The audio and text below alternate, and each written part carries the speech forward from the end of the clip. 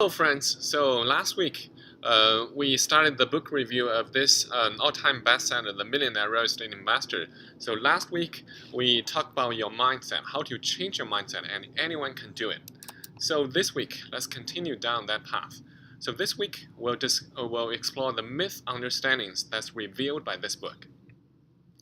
So doubts and fears, this book talks about, are the most powerful weapons in the devil's toolbox to break the heart and shatter the will of man.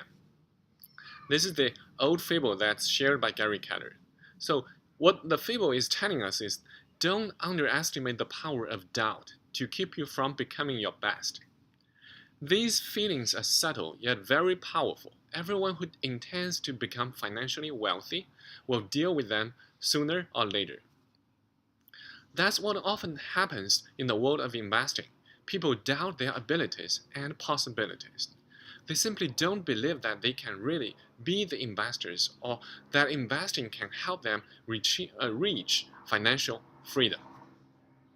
Initially, people don't really realize that doubts and fears play a significant role in their financial lives. They feel that investing is simply an intellectual option that they have or haven't taken advantage of. Only when they are poked with the question, then why don't you invest? Do they finally realize fear and doubts are at least part of the reason why they've been unable to give investing a serious and sustainable and sustained try? So remember, the opportunities of investing live on the other side of fears and doubts, and the best financial rewards more than likely will be found outside their comfort zone. Then, this book dives deeper and summarizes the common misunderstandings between you and financial wealth into 8 types.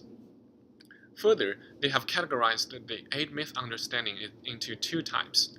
The first category is personal myths, the myth understanding about the way you look at yourself as an investor. There are 3 of them. They call them the big 3. Second category, investing myths, the myth understanding about the way you look at investing. There are 5 of them.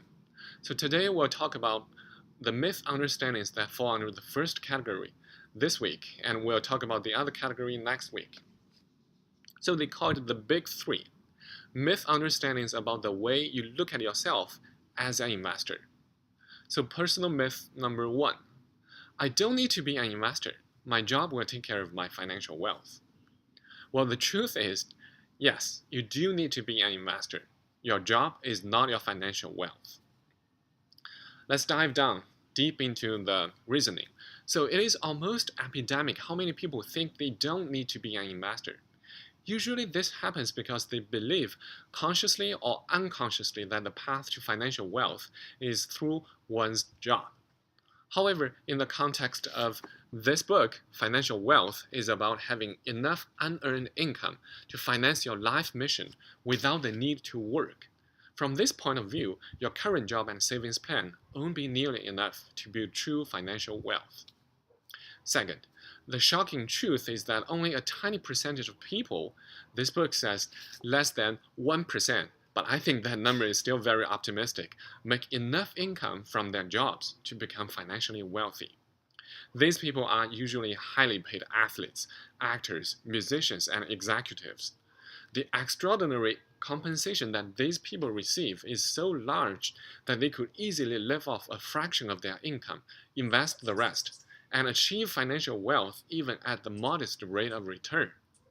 The sad truth is, though, even a much smaller percentage of these high-income producers would do so.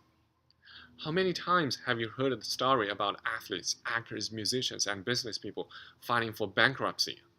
The fact is, people tend to spend money in direct proportion to the amount they earn.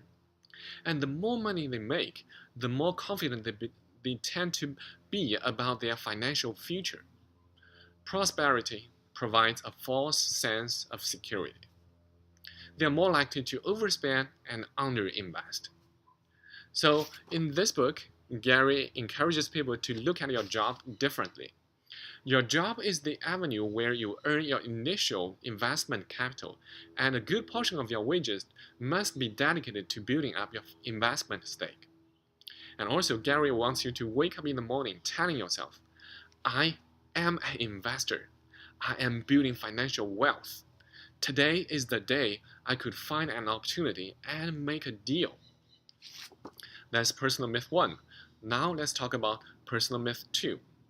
2 is, I don't need or want to be financially wealthy. Well, I'm just happy with the way I am today. Well, the sad thing is, truth is, you need to open your eyes. You do need and want to be financially wealthy. Let's take a look at the reasons that's explained in this book. The reason is because you have no idea what you need or want beyond today. You cannot predict what life will offer down the road for good or for bad. It's really difficult to find more money just because all of a sudden you want or need it. Small money comes easily. Big money does not. So becoming an investor, someone who pursues financial wealth building every day, is all about preparing for the minimums and maximums in your life. The unpredictable financial minimums you may need in terms of hardship, and the unforeseen maximums you may want. For example, what if your loved ones become seriously ill and need serious money all of a sudden? And what if your gifted child needed special education opportunities? You want to help them, support them, right? That's number 2. Now let's talk about personal myth 3. It doesn't matter what if I want or need it. I just cannot do it. That's personal myth 3. Well, the truth is, you cannot predict what you can or cannot until you try, right? So picture a scenario when I'm a teacher in your community elementary school where your kids go to. When your kids ask me, Mr. Sun, I want to become a scientist. And another one said, Mr. Sun, I want to become a great athlete. And another one said, Mr. Sun, I want to become a great musician. And I responded to them all, no, you cannot do that. Well, will you be happy with my response? Of course, no. Then why, as an adult, why do you just not trust yourself to give it a try? Why do you just shut down all of the doors in front of yourself? It doesn't make any sense. Or do you think it's even fair to treat yourself like that? Some people say they don't want to set themselves up for disappointment. Well, this book mentions, and I totally agree, which is the unfortunate irony is that people who would rather not set themselves up for disappointment by not doing it are the very ones that are destined for disappointment. Well, great. That's it for this week. So don't forget to hit likes and subscribe to our channel. So I'll see you guys next week. We'll explore the second category of myth understandings. It's about the way you look at investing. Look forward to that, and don't forget to subscribe. Thank you.